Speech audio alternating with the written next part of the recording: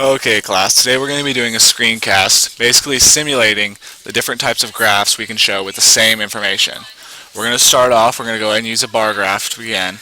And what this website does is it lets us choose the direction we use the bar graph, the shapes, and then it'll let us pick the style. Now this is kind of nice because you can go vertical, stacked, or horizontal.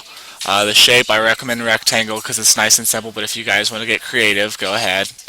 The style, grid color, please stay black, but you can go white, you can go all these different colors if you're going to make a graph at home. Alright, now we're going to go to the data. We're going to start off, we're going to fill in the graph title.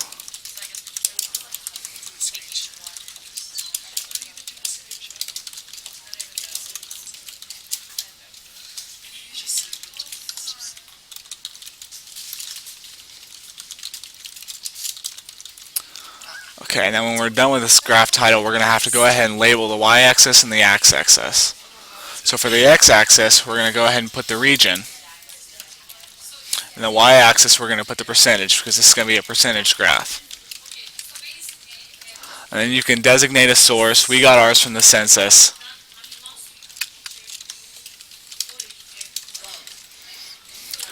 You guys are going to be using the same information. Now here's where it gets fun. You can choose the data set, you can make it one group or two. For this experiment we're going to use two groups, and you guys are going to have 4 items. You're going to name each of the groups.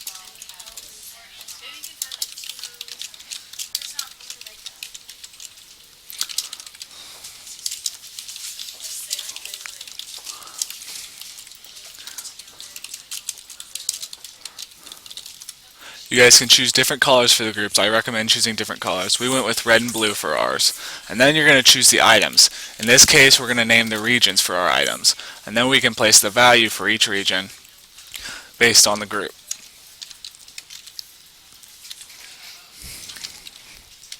By placing the data in these areas, it will reflect it in the bar graph. That way, when you guys go to preview it, it'll show how they differ.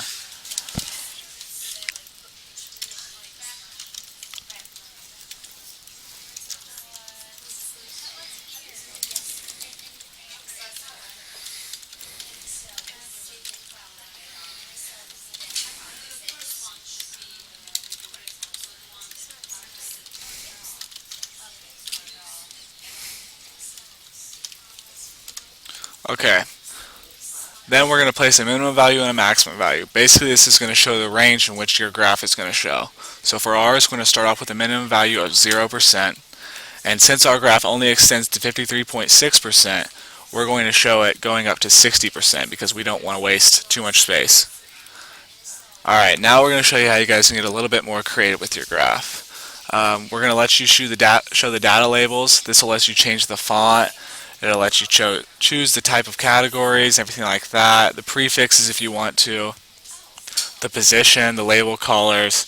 Basically this is if you want to make your graph a little more interesting and tailor more towards how you want it to look. Then when you're done with that, you can go ahead and click preview, and it'll show you just exactly how this graph should look when you're done. When you're finished with this graph, you're going to go ahead and click print and save. You're going to download it. You're going to download this in the form of a JPEG, and then you're going to go ahead and put it on your desktop.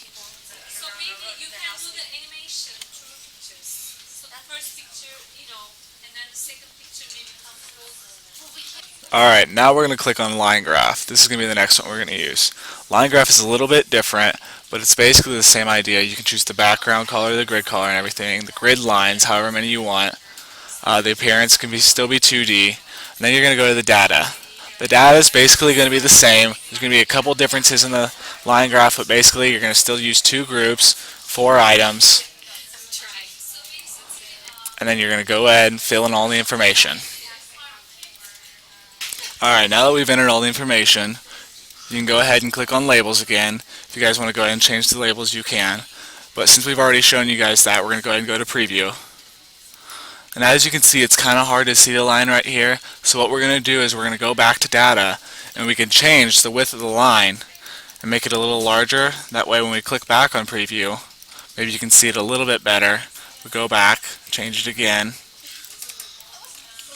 Now it's even bigger, and you can see the spots exactly where they would be at on the graph. Now we can go back to print and save. Same thing, download it. You're going to download it to your desktop. You're going to make sure it's in the JPEG form. And after you save this to your desktop, we can start on another graph. Alright guys, up next we're going to do a pie chart. Now the difference with this pie chart is the fact that the pie chart can only represent one of the groups. So when we do this, we're going to have to represent both of the groups through our data. So go ahead and click on pie. You can represent the shading, show the different kinds. Go to fill in your data. What you're going to do here is you're going to represent one of the datas in your slices. And then you're going to fill it in, make it only African American alone to start. Represent all that data through there. When you finish that, after you go through and save it, you can go back through and change it all, and it will show you the other one when you re-enter the other information. Now, make sure you save both of those graphs because we're going to actually check both of those. Then you can go through, click preview, save it as a JPEG, download it to your desktop again. It'll go ahead and show you right there. Like I said though, when you're finished with that, you're just going to go back, change it to African American mixed. You're going to change the values.